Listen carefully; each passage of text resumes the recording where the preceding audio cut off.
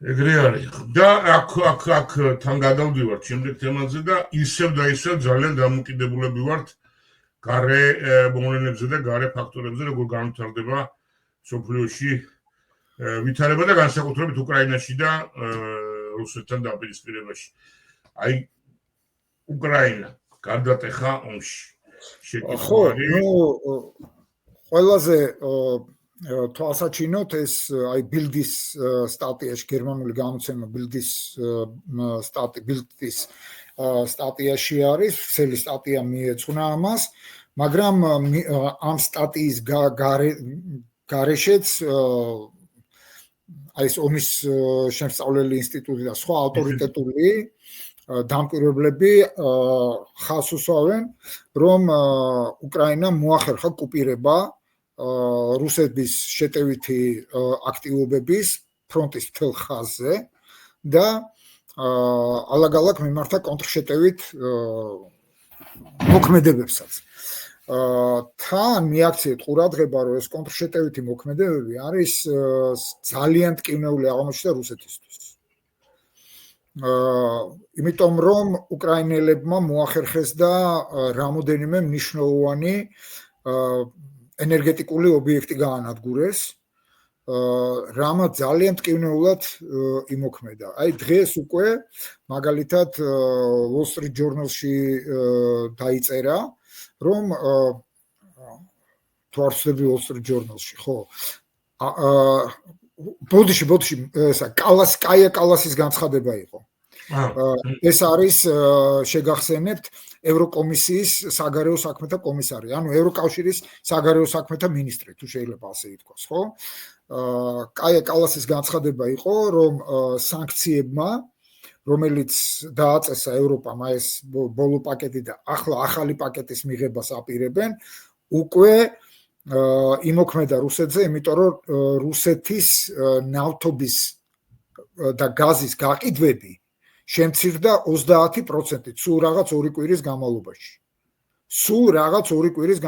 მე შეგახსენებთ აი ეს აღარ მახსოვს, მე მგონი მე-17 პაკეტი იყო და ეხლა მე-18-ს ამზადებენ სანქციების ევროკავშირი. და აი ამ ღონისძიებების შედეგად დაახლოებით 30%-ით უკვე შემცირდა. 30 ძალიან სერიოზულია. ამას დაუმატეთ ის, რომ დღეს იყო ინდოელების განცხადება, რომ ჩვენო იძულებული ვართო შევზღუდოთ რუსებისგან ნავთობის, იმიტომ რომ დღეს შევიდა ძალაში აი 50%-იანი ტარიფი ინდურ საქონელზე ამერიკის ბაზარზე. ეს ინდოეთისთვის მე არ ვიცი რა კომპენსაციას პირდებოდა მათ პუტინი, როდესაც წააქეზა რომ ხალხი ვერ მოახერხებს მაგის კომპენსირებას. ხო, მაგრამ ინდოეთისთვის რა იქნება კომპენსაცია რთული წარმოსადგენია საგარეო ვაჭრობაში. მით უმეტეს რომ ევროპელები როგორც ჩანს მიდიან უკვე იმაზრამდე, რომ ანალოგიური სანქციები დააწესონ მათაც. ხო, იმიტომ რომ ინდოეთის ევროპა არის სერიოზული მყიდველი, როგორც ინდოეთის კი. პირდაპირ ნავთობს ისინი არ ყიდულობენ, მაგრამ ინდოეთს აქვს ძალიან ძლიერი გადამამუშავებელი მრეწველობა და რუსული იაფი ნავთობის გადამუშავება ხდება იაფ ბენზინად, იაფ მაზუთად და ასე შემდეგ, დიზელად და აი ამას კი ევროპელები უხოთ ყიდულობენ. ეს არ ვიცი, შენგან გავიგე, გამომჩა რომ ინდოეთმა მაინც დღევანდელი განცხადება არის, რომ ესე იგი სერიოზულად დაფიქსდნენ, იწუწუნეს, ესეთი წუწუნის სტილში იყო განცხადება ინდოეთის საგარეო საქმეთა სამინისტროსი, რომ აი ძალიან სერიოზულია, უსამართლო არისო, მაგრამ საინტერესო რა არის, რატო მარტო ჩვენ მაშინ ჩინელებსაც რატო არ ადებენო იგივე სანქციებსო. საბოლოო ბაგის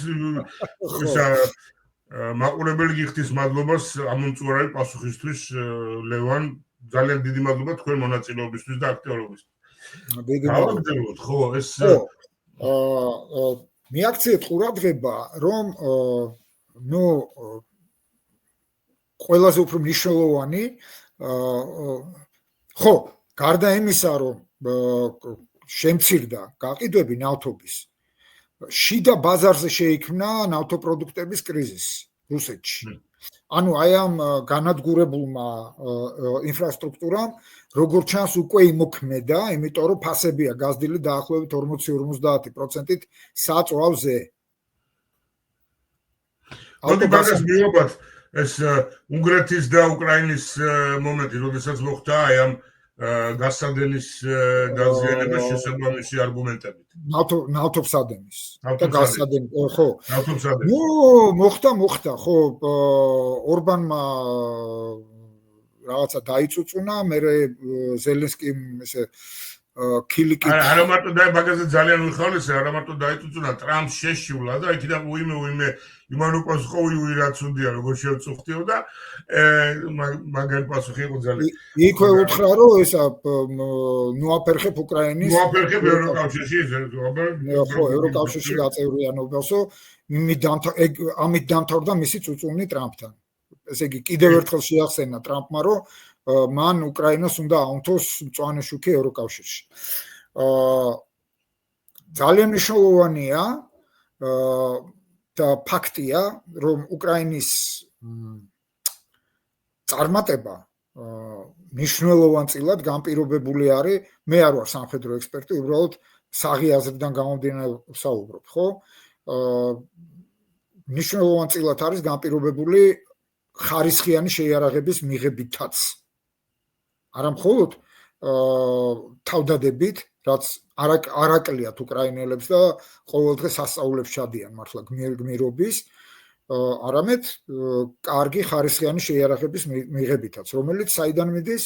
გვახსოვს ალბათ, ხო? რის ხარჯზე მიდის? ესეც გვახსოვს.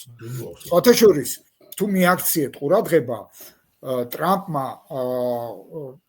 არ ვიცი ეს გააზრებული, მე მგონი გააზრებული ქონდა რა. გენიალური სქემა მოიფიქრა, აი ეს სქემა იარაღის მიწოდების, ხო, უკრაინაში როგორ ხდება. ესე იგი,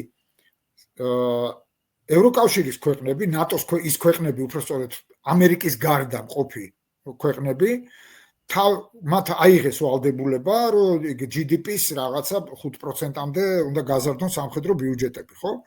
ისინი შესაბამის თანხებს რიცხავენ ნატოს ანგარიშზე. ძალიან მაგარი სქემაა, ძალიან მაგარი. ნატოს ანგარიშიდან მიდის უკვე შესყიდვა. მიაქციე ყურადღება, ეს საშუალებას იძლევა, რომ გვერდი აუარონ საპარლამენტო დებატებს და დამტკიცებას ამ საკითხების, როგორც ევროპის ქვეყნებში, ისევე შეერთებულ შტატებში. მე შეგახსენებთ, როდესაც შეერთებულ, ესე იგი, მიდიოდა ლაპარაკი უკრაინის დახმარებაზე, ხო?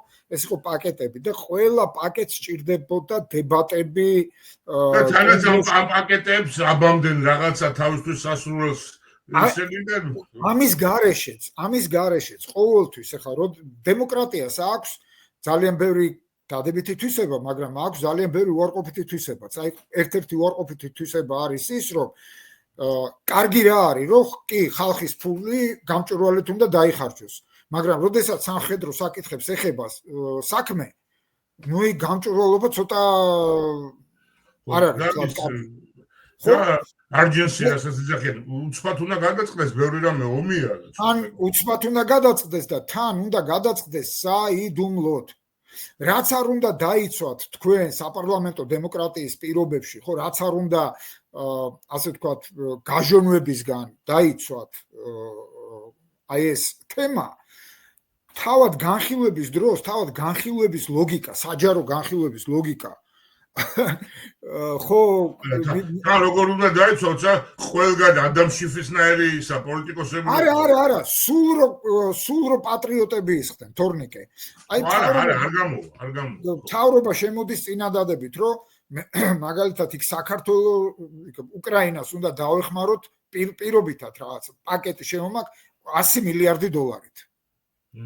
ყოველთვის გამოჩნდება ვიღაცა პარლამენტში, რომელიც იტყვის, რომ რატო 100-ით და არა 150-ით და კიდევ გამოჩნდება ვიღაცა, რომ რატომ 100-ით და არა 50-ით.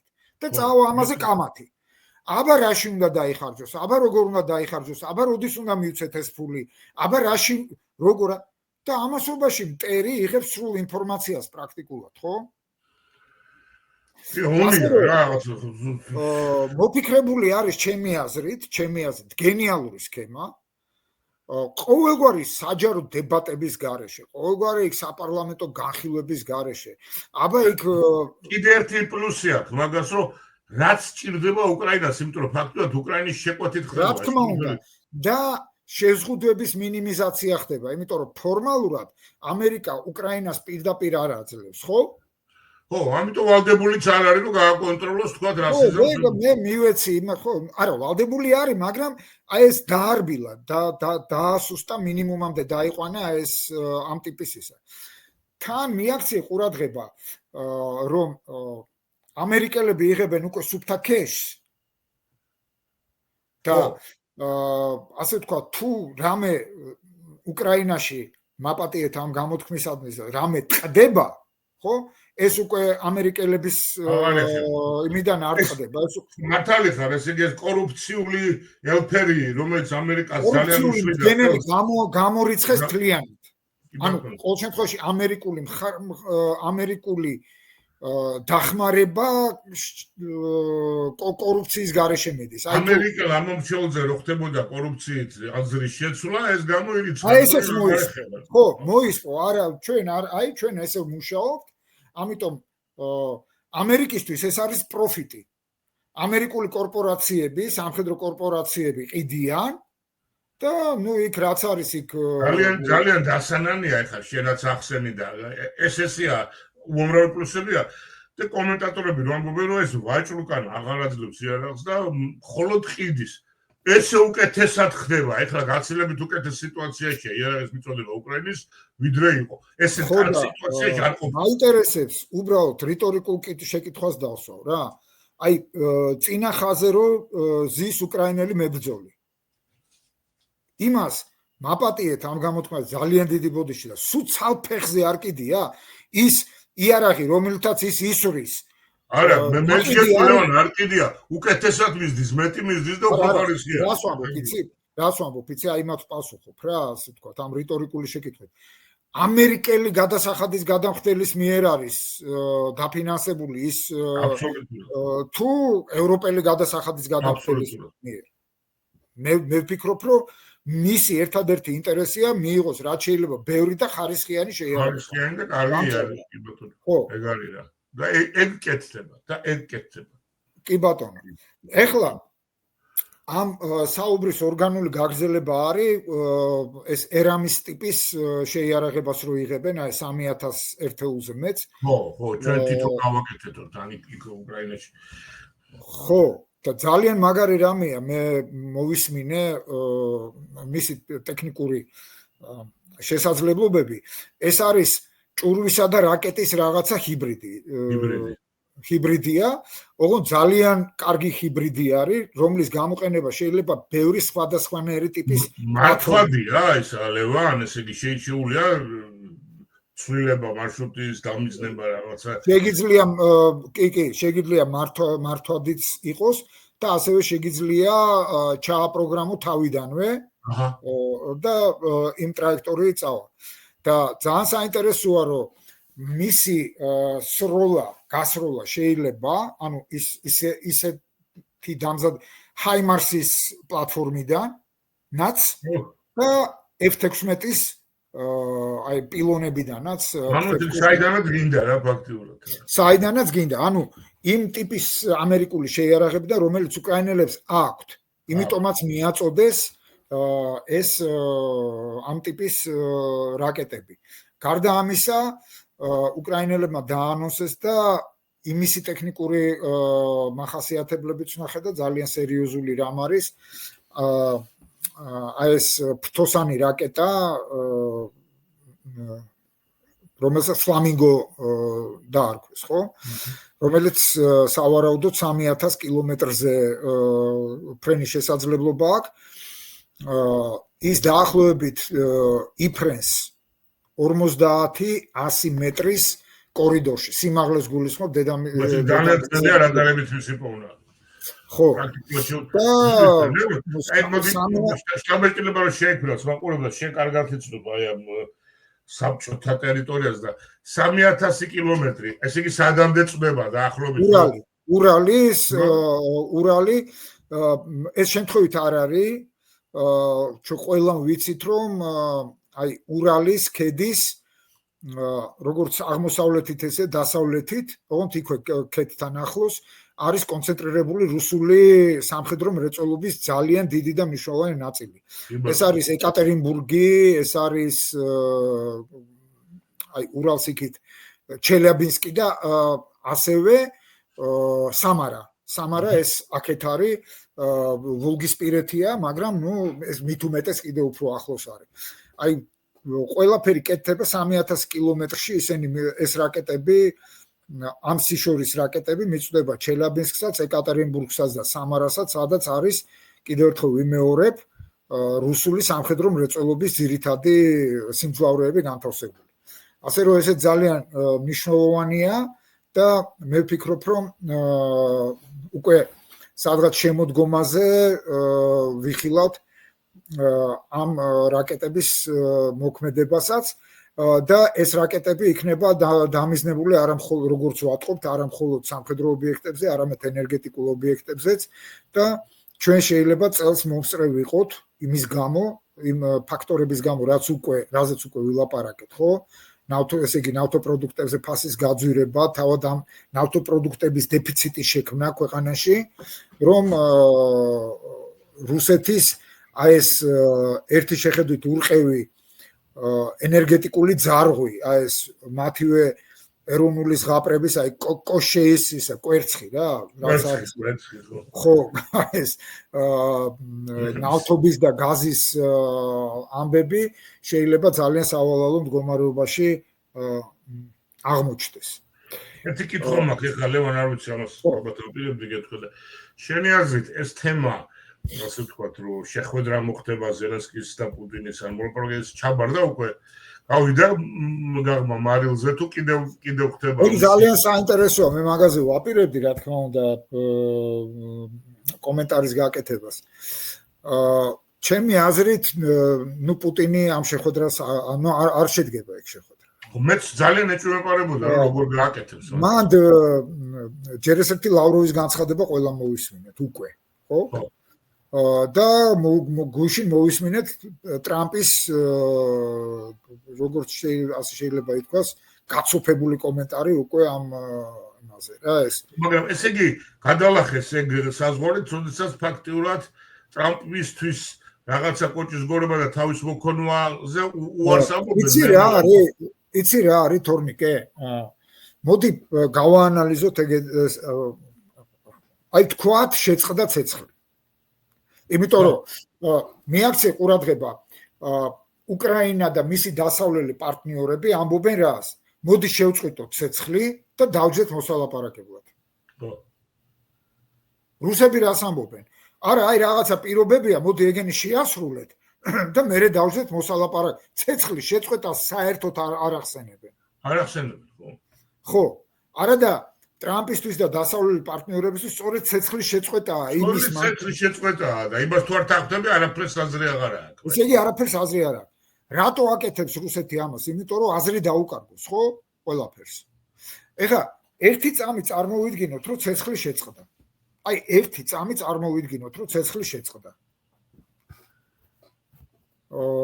და დაიწყო მოლაპარაკებები ყველა ხვდებით რომ ეს მოლაპარაკებები არ იქნება მარტივი. ანუ გასაგებელია და ეს დაიწყება საკმაოდ დიდი ხანი დროში. რუსებს მოლაპარაკებების არ დაწყება უნდა და მით უმეტეს მათი ასე ვთქვათ დიდი ისინი ამას უყურებენ რომ აი უკრაინა ძალებს მოიკრებს და ახალი ძალით შეუშვა. არა, მაგაში შედარებით ძალიან გაუჭირდება ცეცხლის განახლება. ეს ერთი და მეორე მიაქცია ყურადღება რა. შენ ყავს პუტინს მიუმართავ რა შენ ყავს იქ რაღაცა თითქმის მილიონიანი არმია უკრაინა ნუ იქ რაღაც 600 თუ 700,000 კაცი არის უკრაინაში ხო შეყვანილი რომელიც უნდა დასვა აკოპებში სანგრებში უნდა დასვა და რა უნდა აკეთოს სანგრებში ამ არმიამ ერთი თვე ორი თვე სამი თვე ზამთარი მოდის არა, ხო ეგ საშინელება არმია როგორც კი გაჩერდება, იწყება ძალიან ცუდი ისენი მომენტი. მოლაპარაკებები თუ რაღაცა შედეგით დამთავრდა, ნებისმიერი შედეგით. ამ შემთხვევაში მე ნებისმიერ შედეგს ვამბობ, ხო? თუნდაც რუსეთისთვის რაღაცა იქ ტერიტორიული დათმობებით. ეს ხო იმას ნიშნავს, რომ ომი უნდა დაამთავროს და ეს ხალხი სახში უნდა გაუშვა, არა ეს 600-700 კაცი. როგორ ფიქრობ, ეს ადამიანები წავლენ ესე 7 სახში? ეს ადამიანები მხოლოდ იმიტომ მომობენ, მხოლოდ იმიტომ მათი мотиваცია არის ფული, ხო? ნუ რუსეთის მასშტაბით არც თუ ისე წავლენ თუ არა და მე წავლენ იქ რაც ჩაიდენენ კიდე ღმერთს მოუწყვის რა. მაგას ვამბობ და რას ჩაიდენენ, ეს კიდე ნახევარი ის არის, უბედურება არის. სულ რაღაც რამოდენიმე 1000-მა კაცმა თავზე ხელაღებულმა, ვაგნერელმა კინაღამ დაამხო პუტინის ხელისუფლება 2 წლის წინ. ხო, რო გააგრძელებინა გზა, ვერავინ ვერ აჩერებდა ფაქტიურად. ხო. ნუ ის მოატყუეს, ეხლა ვიღა მოტყუდება. და ლაპარაკი არის მინიმუმ 9 მილიონ კაცზე სამხედრო ომში უკვე გამოცდილ, აი ნაწრთობ რუსები აბსტრელენის რასაც ეძახიან, ხო? რომელსაც ეს გაველურებული და გამხეცებული აბსოლუტურად რომელიც არის, ნუ იმას რა გააჩერებს, ხო? არადა ამ არმიას ზუსტად ისევე უნდა აჭამო, კვებო, მათ შორის ფულაი თანხებით უხავდა, თითქოს ის ისევ ომობს, არა? იმიტომ რომ როგორც კი შენ ამ შეუწყვეთ ამ იმას, რა ქვია, რა ქვია მაგას. ხელფასის აი ის მოხდება სწორედ რაც ვაგნერის შემთხვევაში მოხდა. ამიტომ ისეთ სპირალშია შესული პუტინი, რომ უბრალოდ მე მგონი სხვა გზა არ აქვს რა, აი ბოლომდე მიხრიგინებს რა სადაც საიდანაც გამოსავალი არ არის. უბრალოდ არ არის გამოსავალი, იმიტომ რომ სანქციები კიდევ უფრო მოუჭერს, ანუ ის დღემდე ამ არმიას იჭერს იმ ნავთობით და იმ გაზის გაყიდული ფული, ხო? ეს ფული თუ შემოაკლდა, სამშვიდობო პროცესის თუ წავიდა, მერე რა უნდა ქნას? მერე ეს როგორ რანაირად? არანაირი ბონუსი მაგისთვის უკრაინამ ხვალ რო უთხრას, აი წარმოიდგინე ერთი წამი რა, თორნიკე რა, უკრაინამ ხვალვე რო თქვას, რომ აი ყველა იმ ტერიტორიას გაძლევთ რაც გაქვთ მოხაზული. მაინც არ აწყობს, რა თქმა უნდა. მაინც არ აწყობს, იმიტომ რომ ხო ვამბობ, რომ აი ასე რა. ფასი არის ეს. მისთვის გამოსავალი არის, რომ სანქციები მოუხსნან, ხო, რომ ისევ გაყიდოს ეს ნავთობი, რომ ეს ხალხი რაღაცნაირად დააკმაყოფილოს, რომ აი ერთადერთი მაგას ეს აქვს, სანქციები რომ მოუხსნან, უნდა გააჩეროს. აი ეს გახსოვს ის ძველი ანეკდოტი, რომ ეს აბრამ ფული საიდან გაგდა ტუმბოჩკიდან. ტუმბოჩკაში სად არის სარადებს, საიდან მევაძლევ. აი ეგეთი ის არის, რა ქვია. ჩაკეტილი წრე და ამიტომ ძალიან რთულია რომ ველოდოთ მათგან რაიმე სერიოზულ სამშვიდობო ინიციატივას. გეკითხება მაგალითად მაყურებელი რომ მაგრამ ამ ჯარს თავარსარდალი არ ყავსო ომის დაწყება თუ იცის დამთავრება უნდა იცოდნენ და არა აი სწორედ მაგას ყვება ახლა ლევანი რომ რას ნიშნავს დამთავრება იცოდნენ და ისე დღეში მდგომარეობაში ვარდება რომ წერს მაგათთვის რა რა წელში არ ყავდა იმ ჯარს თავარსარდალი რომ მოტრიალდა და დაამხოლდა რა ჯერ მეფე და მერე რა ვიცი ყველა